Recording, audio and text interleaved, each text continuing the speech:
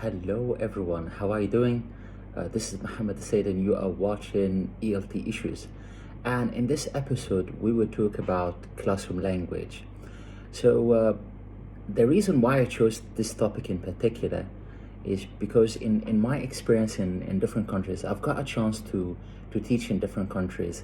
And I've noticed that in many countries, for example, in Egypt, Saudi Arabia, China, whenever most of the teachers, to be honest, they tend to use their first language. Okay, and after researching about it, I found out like there's actually a couple of different reasons for it.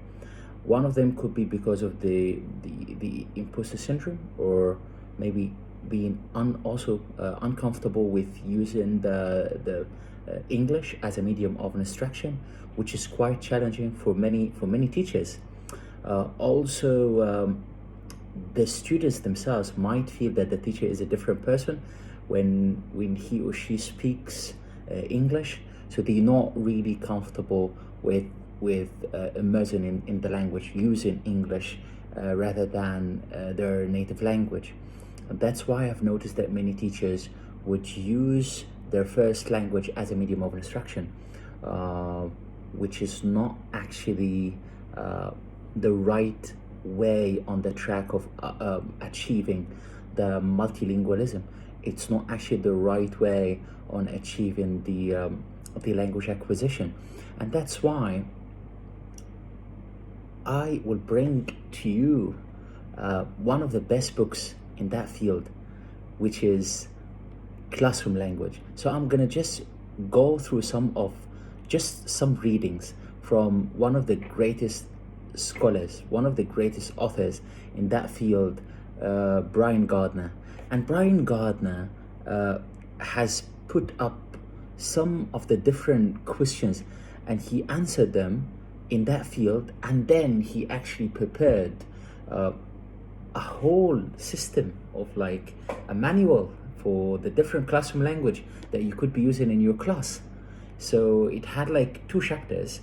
So in the first chapter, he got some issues related to classroom language. So the first question that he asked was, why should I use classroom language? Why should you use classroom language? And he answered it in different points.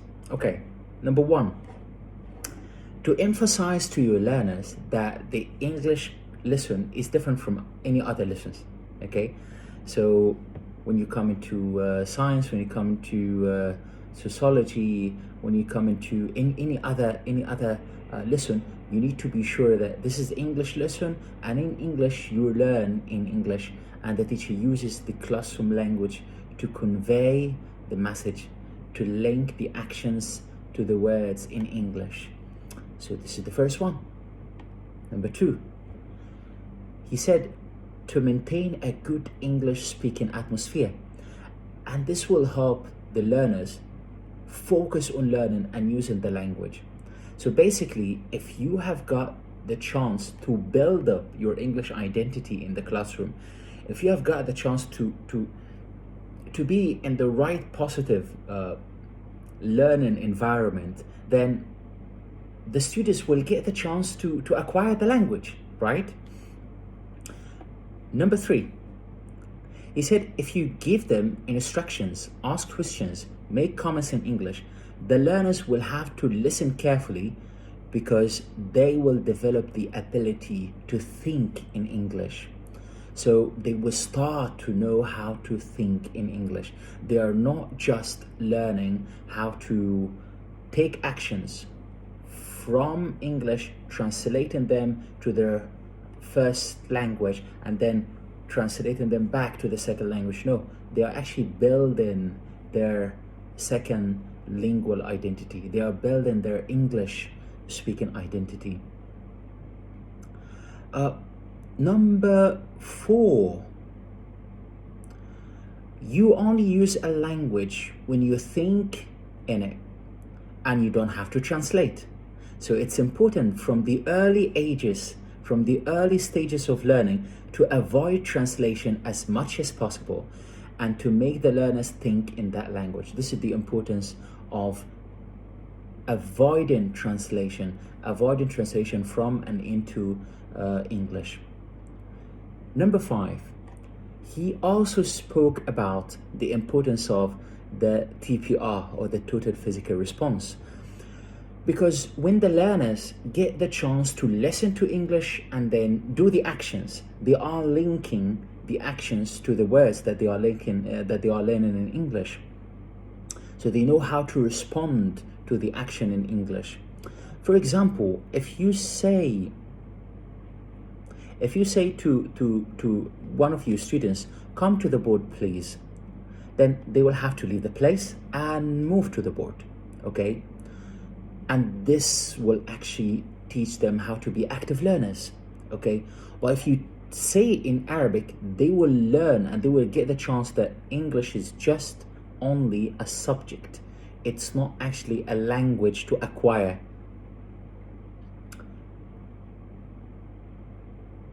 Number 6,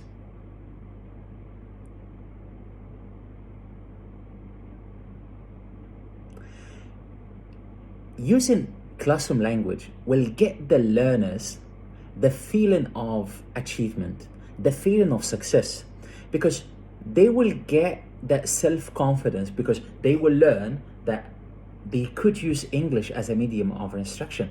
They can speak English, they can use English, they can respond to the teacher when the teacher asks something in English, and they can respond back. And this develops their self-confidence, and it gets them to be feeling this kind of achievement. Number 7, it develops and increases your self-confidence as a teacher, because you will feel the achievement that the students are acquiring the language. The students are getting to learn how to use the language. 8, it will show you as a teacher the progress that your students are making. So for example, if you've got some students and you give them some commands or some instructions in English, then you will have a chance to see which students are aware and can respond actively to your commands, to your instructions, and which are struggling. So it will show you the real level of your students. The last one, don't forget that saying something in English saves time. So time consuming is such an important factor, because if you imagine now that you actually translate from English to your native tongue, and then you coming back to translate back to English, then think about the classroom and how many times you will have to use English over and over and over, and then use your first language over and over and over. That's such a waste of time. So these are the main topics and the main reasons why you as an English teacher should use classroom language. And then he actually tried to answer the second question, which is, how much classroom English should I use? That he presented the debate. There's some teachers and some educators who say, no, you should never use the first language, ever. You should never use the first language, okay? But then he said, yes, I agree with some of that, but at the same time, there are some issues that we need to consider. Like, for example, the beginners. If you are teaching beginners, then these beginners would need to be aware. It's too challenging for the beginners to be asked or to be totally in an English environment community where everybody speaks English and everything is in English, and they don't get a chance to understand the commands. So they will feel demotivated. They will not feel any kind of self-confidence. They will not feel that they are actually learning. So this is another point. Another factor here, which is the early ages. Now, if you are teaching children and if you are speaking Arabic or Chinese or Malay or any other language, and then you translate into English, then the children will get confused because they will feel that they are talking to different persons. They are not actually talking to the same person. So it's important to gradually decrease the amount of first language that you're using in your classrooms. So for example, if you actually needed to use with beginners or with early ages some of the first language instructions because of their level, then you make sure that later on you will increase that challenge and you will not use the same amount of first language instructions, and you will actually change them to be all in English one by one gradually.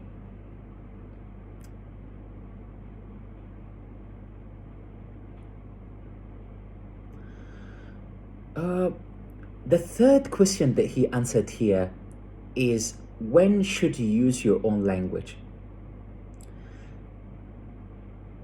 And he actually answered it in a very simple way. So basically, if there is any complicated language that needs you to solve it, it's like if you're in a situation where there's too complicated language for the learners, that they don't get to know what to do, how to do, there's a problem, there's a crisis sometimes with the behavior and if there is a problem in the class. So in such small cases, if you need it, like if the students are not exposed to that language with dealing with crisis or dealing with problems, if they're not exposed to that before, then you might have the chance to use the first language. Again, increase the challenge for your students. Don't use the whole time in your first language. That's actually not right.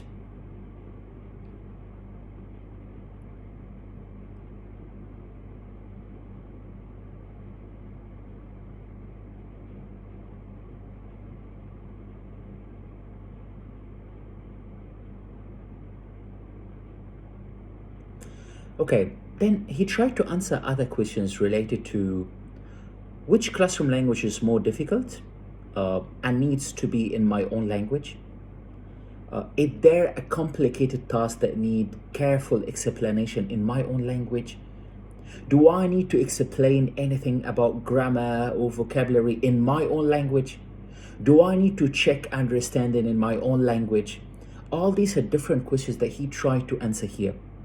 And then he answered it in a very simple way, that basically, if you made the choice that your decision is to use English and you want to use it, then you should make notes for yourself in the lesson plan. And these notes will suggest the times that you might need to use your own language. And then we will assume that everything else will be in English.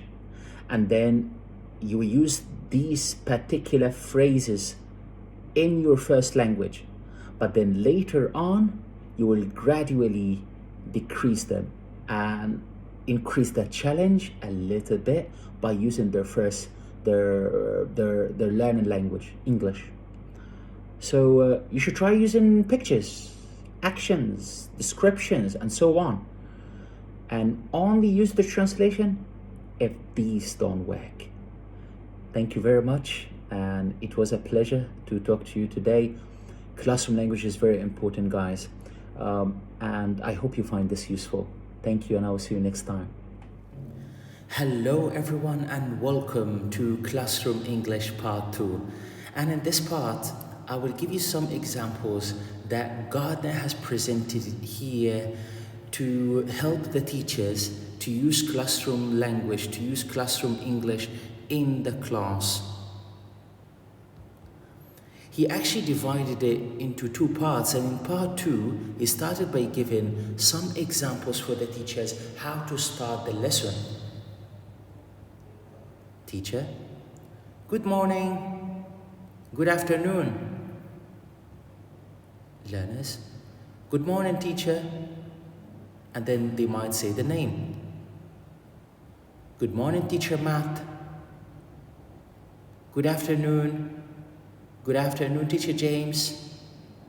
Sit down, please. Take out your books, take out your pens, take out your homework. Open your books at page. Give me your homework, please.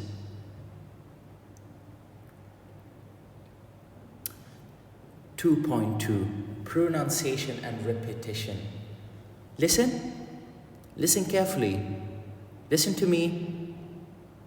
Listen to Matthew. Listen to Nye. Watch and listen. Everyone repeat after me. Civilization. Everyone repeat after me. Ahmed, repeat after me. Say it again, please. Say it more slowly, please. Say it louder, please. Say the whole sentence, please. Repeat the whole sentence, please. Read the whole sentence, please.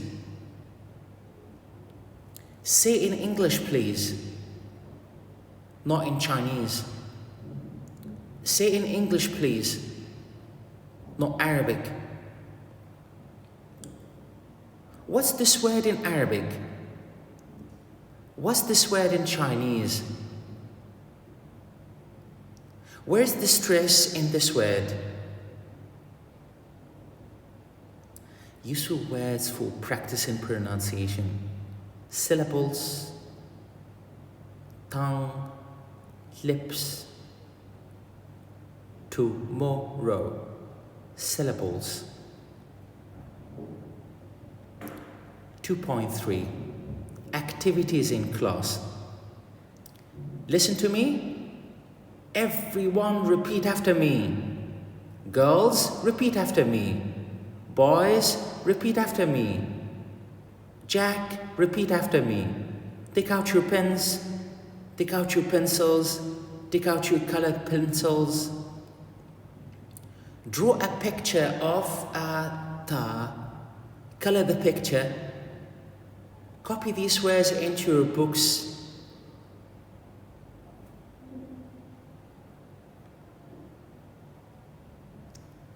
Rule a line under the word, please. I want you to do exercise 6.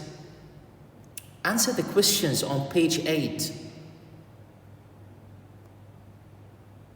Learners, please, will you repeat that? Yes, certainly. Do you understand what to do? Don't start yet.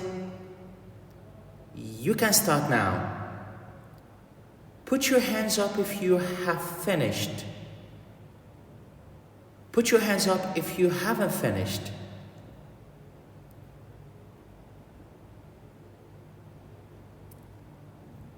(2.4) Working alone and together.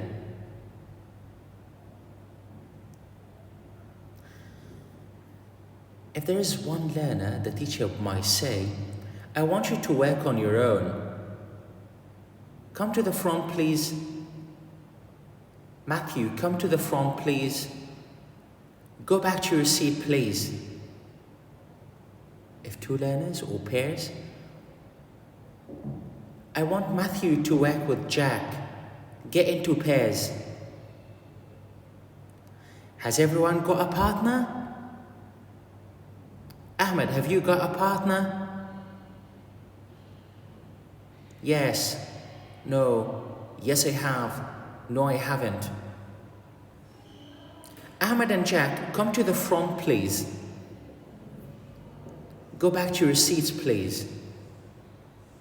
Compare your answers with your partner. And if there is a group work, 3 or more learners, I want you to work in groups of 3 people. I want you to work in groups of 4 people. I want you to work in groups of 5 people.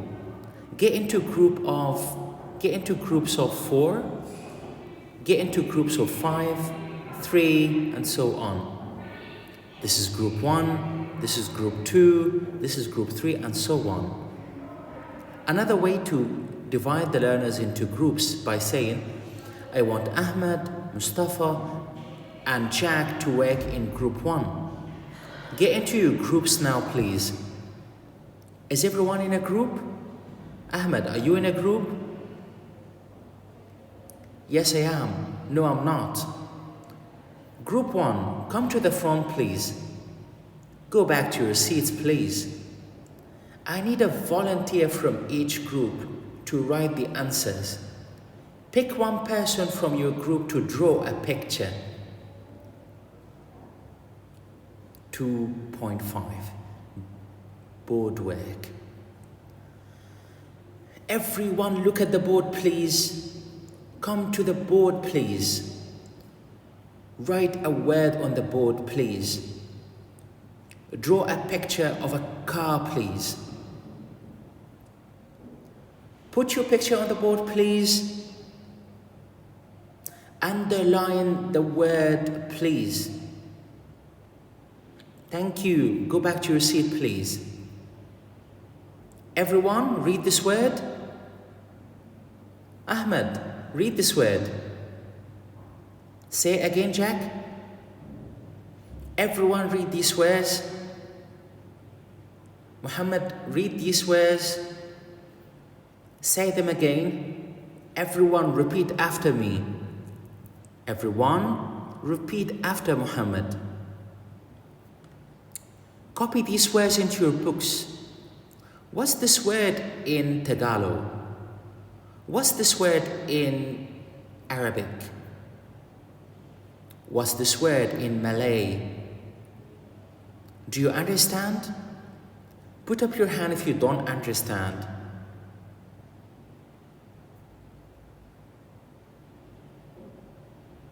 .6 Working with books. Number 1, getting books ready. Take out your books, please. Jack, give out the books, please. Who hasn't got a book? I haven't. We haven't. Share your book with Ahmed, please. Open your books at page 5, please. Turn to page 6, please. Turn over, please. Look at the picture, please. Can you see? Yes, I can. Yes, we can. No, I can't. No, we can't. Point to a door at the picture, please. Point to an item in the picture, please. Point to some items in picture, please. Look at exercise number 5, please. Point to the picture in exercise number 5, please. Remember these combinations of verb and preposition. Take out, give out, open at, look at, turn to, point to, turn over, fill in, start at. 2.7 cassette recorder and video. But of course, if we're using it in these like current times, we're not going to use cassette because it's not being used anymore. But we could say, listen to the audio, listen to the CD. Okay. Let's listen to the audio now. Listen to the audio. Can you all hear? Put up your hand if you can't hear. Stop talking and listen. Listen carefully. Did you hear the answer? Listen again. I'll play it again. Listen or repeat all together. Listen and tell me. Listen and answer the questions.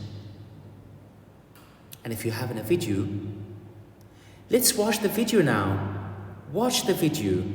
Can you all see? Put up your hand if you can't see. Stop talking and watch. Watch carefully. Did you see the answer? Watch again. I'll play it again. Watch and answer the questions. 2.8, games and songs. Games. Now we'll play a game. Get into 2 teams. Guess what it is. Guess where it is. Guess who it is. Guess what's missing. Whose turn is it? It's mine. It's Ahmed's. It's ours. Now it's your turn. Now it's Jack's turn. A point for team 2. This team has won. Well done. Songs? Now we'll sing a song. Let's all sing a song. Remember, guess what, guess where, guess who it is, not guess who is it. Use your words and phrases for playing games. Winner, the next round. Loser, it's a tie. Useful words and phrases for singing songs. Verse, chorus. 2.9, checking understanding. Ahmed, is that right? Ahmed, is that right or wrong? Yes, it is. No, it isn't. What is the right answer? What do you think? Has anybody else got an idea? Put up your hand if you don't understand. Please, I don't understand. What don't you understand? Tell me in your language. Tell me in Chinese what you have to do. Tell me in Arabic what you have to do. Jack, tell Ali in your own language what you have to do. Put up your hands if you know the answer. 2.10, classroom control. If things are going well in the lesson, it's a good idea to begin to use English for simple classroom control. But if there is a disciplinary problem, your own language is more natural for you and for your learners. It's also more forceful, and the learners will respond more quickly to it than to English. In fact, it can make things worse if you try to use English. Many of the instructions can be found in other sections, but we thought you would find it helpful to have them collected together in one section. Sit down, please. Everyone, sit down, please. Jack, sit down, please. Quiet, please. Be quiet, please.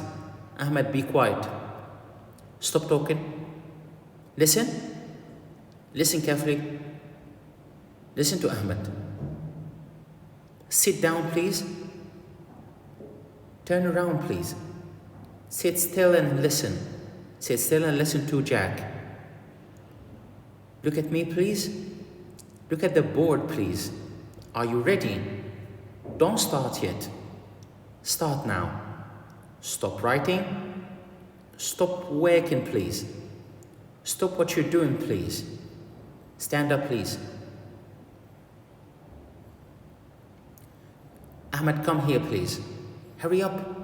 Go back to your seat, please. Be careful. Don't touch. 2.11, teacher comments. Also here, there will be a variety of different comments that the teacher can give as a feedback. Excellent. Very good. That's excellent. That's very good. Very well done. Good. That's good. Well done. Great. Yes, that's right. Good. That's it? Yes? Okay.